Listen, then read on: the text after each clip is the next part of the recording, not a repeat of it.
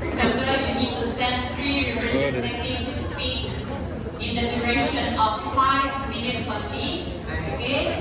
And you are only allowed to rebut only once from each of the pros and cons. Any questions so far? Yeah. Yes. Not per speaker, per group.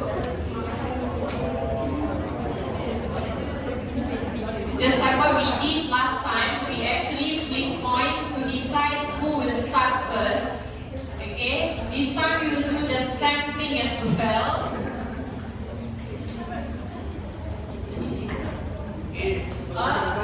Kepala kah? Pel. Head pel. Okay, pel. Now. Head. Baik.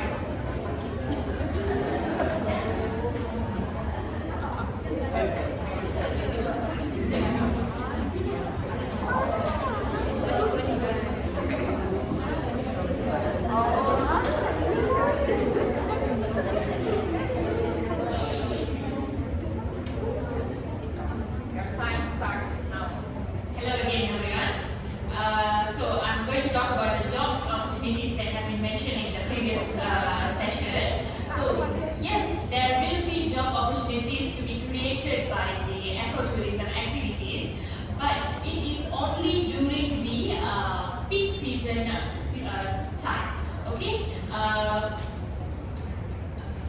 The previous speaker has asked, if we can create similar opportunities for the indigenous people, for the local people. It is quite difficult, but do you realize that only during the peak season time they have these kind of jobs and works, but during off season, how difficult or how troublesome it will be for them to survive during this off-season time. We take the islands in our Malaysia, in our country, like Pulau Tioman and so on. During the monsoon season, the islands will be fully closed. There will be no tourist activities, and there will be no boats going in and coming out. And during that season, which is about 3 to 4 months, they will be totally unemployed. There will be no jobs for them to do, to run their daily life. That is my point on this. Next one. Alright, thank you to my first speaker. Okay, so my point will be regarding the cons on the environmental issues. Okay, as my speaker one has talked about the local communities. For example, my point, the Cameron Highlands in Pahang, it will always have environmental issues as long as there are I don't care people in the government approving projects without a care, perhaps due to the lack of transparency in the process of approving projects.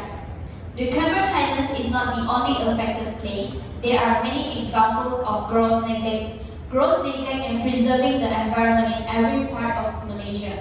Okay, explanation to my point. The Kampung Tersusun Anggrek project in Cameron Highlands should be cancelled to prevent tragedies related to hill development. There should not be any form of physical development in this environmentally sensitive area. Hillside hazard, which said phase 1 of the Kampung Tersusun project, has encroached into forbidden zones. Okay, the proposed settlement scheme fell on a hilly terrain within Mentigi Forest Reserve and Gunung Jasar. Okay, why is this thing happening and why is this thing not good or the project shouldn't be continued is because the development of tourism in Cameron Highlands is a threat to the ecosystem. The development is either not ideally planned or unable to practice sustainable development along with tourism. The consequence is the gradual setback of tourism. Practice of sustainable tourism should not be after an issue. It must be an upbeat initiation before an issue. Okay, as we always hear, it's better to prevent than to cure, right? Okay. Most of the tourist destination activate sustainable tourism initiative after an issue happened. Okay, that's my point. Okay, thank you, Kavi, and also Devya. Okay, thank you to our dear speakers. Okay, answering to the first speaker from pros, okay, earlier about what government has done. Okay, my point is about the ecotourism disturbance. Okay, ecosystem disturbance. It's not about what government have done. And if you want to say about what government have done, okay, what is wrong with the last minute implementation of law and regulation from the government to overcome the soil erosion issue, okay, at the organic farm? But that's that, and Speaker 5 earlier said he agreed about my point about the wildlife, and also I would like to strictly stand with our points for the contrast in our ecosystem in Malaysia. And last but not least, okay, I would say that ecotourism is a form of tourism involved in responsible travel to nature areas. Okay. Okay, the more we use ecotourism to attract the tourists, the more we need to destroy our environment. Why? Because we need to maintain the ecotourism concept to fulfill the tourist desire just for vacation. That's all from the opposition. Thank you so much. Thank you. Now let's welcome the last team. Your time starts now. So hello, hi. Okay, so I'm going to start. I'm not going to summarize first our overall about ecotourism, but I would like to answer your question for speaker number 4. Okay, you said that what they can do during the season. The monsoon season. Okay, as we all know, monsoon season happens every year. So they well prepared for it, okay? They will, as I know from my research, people that live in Pulau Redang, for example, when monsoon season comes, they will go to land, okay? And they have home there. So that's why, where do you get it? Okay.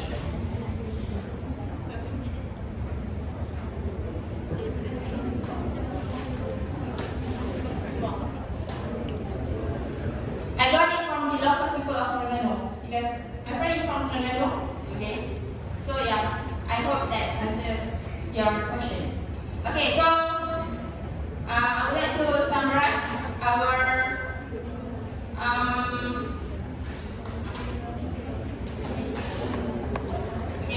I would like to summarize first our overall ecotourism. Okay, after we hear from the first round of our debating about ecotourism, I would like to conclude that the ecotourism will give so much benefit to not only our environment but also to the human being. As we all know, the main purpose of ecotourism is to help the environment. We cannot decrease or limit the ecotourism that costs towards the environment or local community, but we can find better solutions or ways to solve the negative impact caused by ecotourism. Because anything that we want to do has its own risk. So we cannot stop people from doing what they love, or we cannot stop them from exploring nature. If we want them to enjoy the nature and at the same time conserve our nature, what we can do is through the ecotourism, not tourism. Thank you.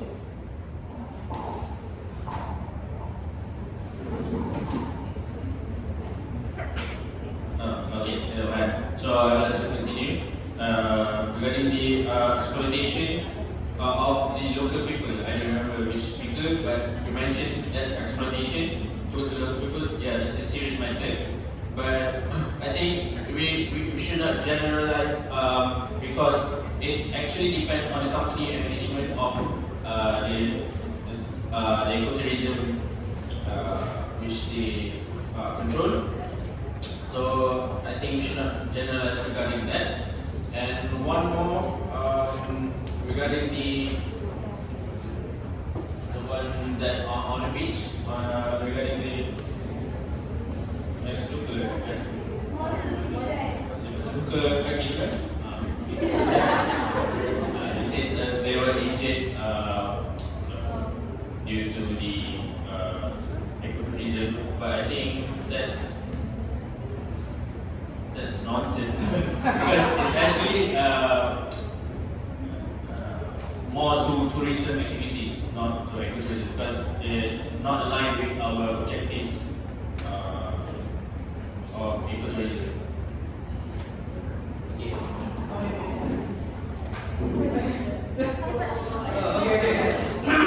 Okay, so for me, I would like to conclude that even though the highlight of weaknesses of ecotourism from your part, however, it is actually the level of ecotourism is good, and the weaknesses are actually short-term and can be prevented gradually in the future. In reality, if you were to do what you are supposed to do on your side, it would have caused social, economic, and environmental problems in Malaysia, with millions of unemployment, rapid deforestation, pollution times 2. And finally, ecological devastation and extinction, which I'm sure if we were to do that, our future grandchildren will be proud of. Okay. So for me to conclude everything, I repeat: if you love nature, then you should support. Louder, come on, man. One more. Unlike the haters. Okay, go what? Okay, done.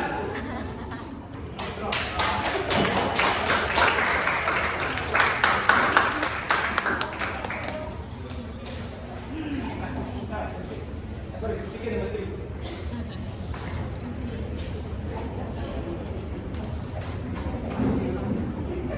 Dearest judges, dearest audience, we have stand with our 5 main points, which is ecotourism, capturing the natural habitat, and also local community. We have the economic issue, and also ecosystem disturbance, which is soil erosion, and also a threat to indigenous cultures, and also littering, and also ecotourism activities may become too popular that will defeat the other tourism industry. But our main point is about ecotourism. Therefore, we will stand that ecotourism can bring more damage towards our environment rather than to sustain, right? To sustain the environment, we believe that we have to reduce the number of tourism visiting ecotourism because our environment needs to sustain itself for future generations. And if we keep on feeding the tourists to enjoy the environment, our younger generation, your kids cannot experience the green scenery later. That's all from us. Thank you.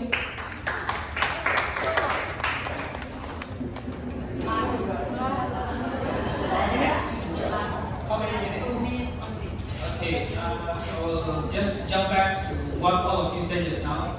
Okay, and for ecotourism, you say something about indigenous community receiving less job, not necessarily because, like what Farah said, and to add on, because right now in the recent years, the government has been trying to promote domestic tourism, which can further help them actually. Second, for ecotourism, for those who receive less customers during monsoon season or whatsoever, they can also do other forms of ecotourism that are related to fisheries and agriculture. So we have to agree that we do not totally ban it, but rather improve ecotourism as a whole. And how to say this? I would like to disagree with Putri just now because, like you said, ecotourism is very devastating. In my opinion, I think mass tourism is more devastating. So ecotourism is actually an alternative form to prevent more damage in terms of tourism industry. Same goes with development, rapid development. It's not good. In the end, we have green development, correct? So, for mass tourism, we have the alternative, which is ecotourism. Alright. So to conclude, ecotourism is a better way to sustain the tourism industry. Alright.